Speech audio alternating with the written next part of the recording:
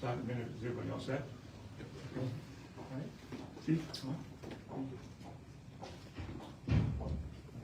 on. Thanks everybody for being here. My name is Paul Tucker, TCKER. I'm the District Attorney for Essex County.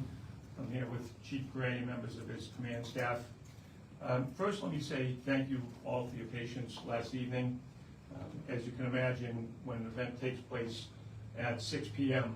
and we're all looking for answers, I know you had lots of questions last night, the public had lots of questions, but we thought that everyone would be better served by getting as many preliminary facts as we could, and then putting it out today, obviously with an eye toward being as transparent as we can, given the circumstances.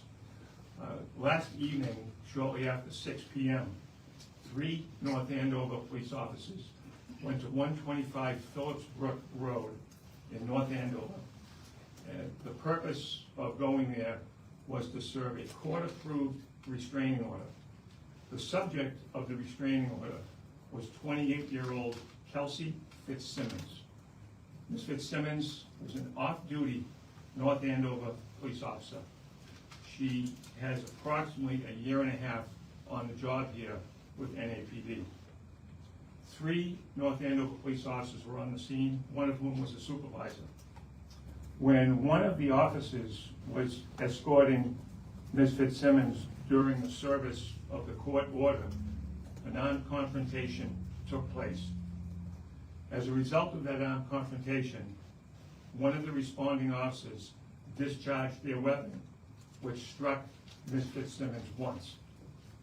She was immediately given medical care. She was med-flighted to a Boston hospital, and as of this morning, we're told she is in stable condition. The officer that discharged the firearm is a veteran officer, having served over 20 years with the department. Now, as you can imagine, we're only about 16 hours out from this incident. There are still lots of questions. There's an ongoing investigation. Currently, the investigation is being done by Massachusetts State Police detectives assigned to my office at the Essex DA's office under the direction of Captain John Costa and Detective Lieutenant Robert DeMeo. There are lots of interviews to be done. There are lots of pieces to be put together. There's lots of things that remain unanswered. But for now, we want to make sure that the people of North Andover and across the Commonwealth know as much as we can give out at this time, being as transparent as we can. We also know that serving restraining orders, court-approved restraining orders, are sometimes some of the most dangerous duties that police officers uncover, no matter who the object of that order is. Chief Gray has been a great partner with us, not only through this investigation, but through many others. I wanted to make sure we give the chief an opportunity to speak, particularly about his officers, and sometimes we worry deeply about the wellness of our police officers as well, particularly in difficult circumstances, so they're in our thoughts. Chief Gray. Thank you, sir. Thank you. Just some quick words on what happened. It's an ongoing investigation, like the DA said. There's not much we can talk about. We're concerned for all the officers, on duty and off duty, and we're just going to monitor and hopefully get some results. Okay. We will be able to take some questions, and to the extent that the chief and I are able to answer them, we will. As you can imagine, over the next few days, we'll probably be getting more answers. There are lots of interviews being done. State police detectives worked well into the night last night. We spoke with them this morning. They're already out this morning. So to the extent that we can answer some questions, we will. Some we may have to defer for a little bit more time. We're going to make sure that what we do give you is accurate information rather than speculation. I know you all appreciate that as well. So having said that, we can take some questions and we'll do the best we can to answer. Was the officer, was the off-duty officer armed, and what precipitated the on-duty officer to fire at her? So what we're saying is accurately that there was an armed confrontation. In terms of the details of that and how that came to be, it was during the service of the court-approved restraining order. But the very granular details we're waiting to speak on until we get the interviews back from our state police detectives who are speaking with the North Andover officers that were involved. How about the restraining order? Can you tell us at all the nature of that? Who was it for, et cetera? So I can't comment on who the plaintiff was, but I can tell you that a court order, there are check boxes. Oftentimes it's stay away from, no contact, and turn over all firearms. So the restraining order was a standard 209A filed by the plaintiff and served by the North Andover office. Were the officers going to retrieve her weapon? Pursuant to the court order, one of the standard boxes to check is retrieval of any firearms in the home. That's standard operating. Can you say where she was struck? No, I'm not going to comment on the medical condition at all. Can you say how many people were in the house at the time, including Ms. Fitzsimmons? I can tell you that there were 3 North Andover police officers. In terms of other people in the house, until I get the full reports back, I won't be able to tell you how many and who they were. Is there any body camera footage of what happened? We're actually looking to see what camera footage is available. I have not seen any, and I don't have any reports on any. Do North Andover police officers typically have body cameras on when they're executing these court orders? No, the North Andover Police Department does not use body cameras at this time. Can you speak at all to her mental health, and also was this related at all to her efforts to have, her weapon was taken away from her, and then she had sought relief in the courts, and I think it was Friday she dismissed that. Is this related to that at all? So the scope of our investigation right now is the actual armed confrontation. I'm sure that there'll be further information coming out. I'm sure that North Andover PD will be looking at that as well. But in terms of commentary on her mental health, I'm not comfortable speaking on that at this time. Can you talk at all about the efforts that she sought to have her weapon given back to her? Can you speak to that at all? What that situation was and why? So, Chief of Personnel Matter? Personnel matter, yes. Okay. Chief, sorry, go ahead. Good. No, it is a personnel matter, so we weren't going to speak about anything like that. Yes, ma'am. I know you guys are pros, but can you speak about how you're all feeling today? Not just the 3 responding officers, how you're feeling?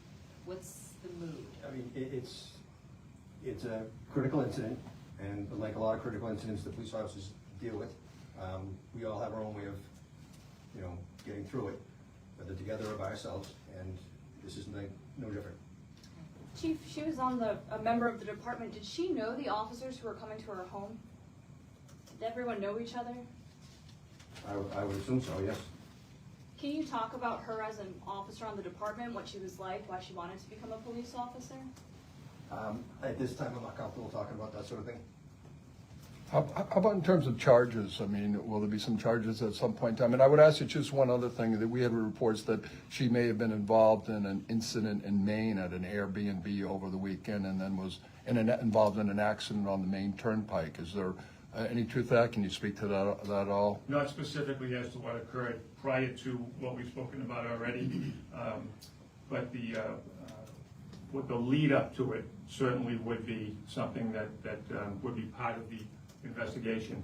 And you had a first. I just wondered about charges. At what point in time would she be charged? Would you wait till she came out of the hospital? Do you know how long she might be there, et cetera? So we don't know how long she'll be treated.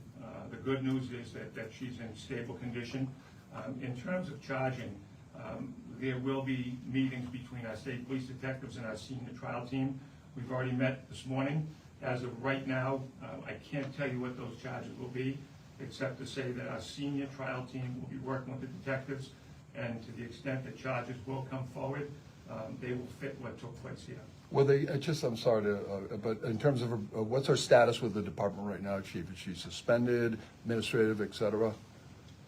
Right now, it's on administrative leave. How about the other officers that are on leave?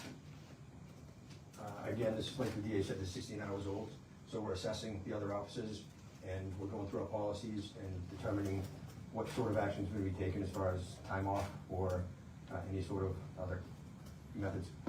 Are you able to say how long she's been on administrative leave? I think we'll just leave it that she was on administrative leave. And I also. At the time of the incident, she was on administrative leave? She was, we'll just say she was on administrative leave, and that leave obviously is now going to be extended. So we'll just leave it at that. I do want to make a comment, though. There's been 3 questions, and I think that all of them are very good questions when it comes to officers' mental health.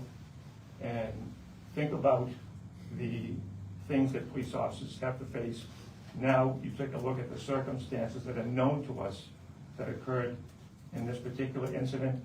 We worry deeply about the mental health of our officers. I know Chief Gray does worry greatly about his officers, as do I. I was a 32-year police officer myself.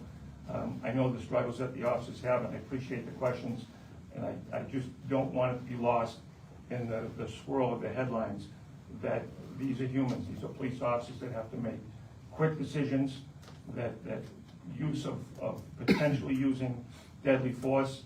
This is something that should not go unnoticed or unappreciated by the public. So I appreciate your questions on that. Is she under guard at the hospital? So we never comment on if somebody's under guard or what the security is at the hospital. That's just something that we routinely do not comment on. You know, I sort of asked this question before, and you may have said that you couldn't answer it, but related to her weapon, did she have it in possession at the time of this or not? I know you said that the boxes are checked, and you know did she have her weapon been returned to her? Did she have it? So we're not commenting on the weapons. All I can tell you is that on the order, there was a checkbox if there were weapons home to retrieve them, which we would have done if they were there. All right? All right, well, thanks, everybody. Again, I appreciate your patience last night and coming back today. I know this is a matter of great public interest, and we wanted to make sure that rather than come out last night and not really have much for you, we rather than be expeditious about it, we wanted to make sure that we were accurate and factual. So to that extent, I want to thank all of you for coming back. So, appreciate it. Thank you. Thank you.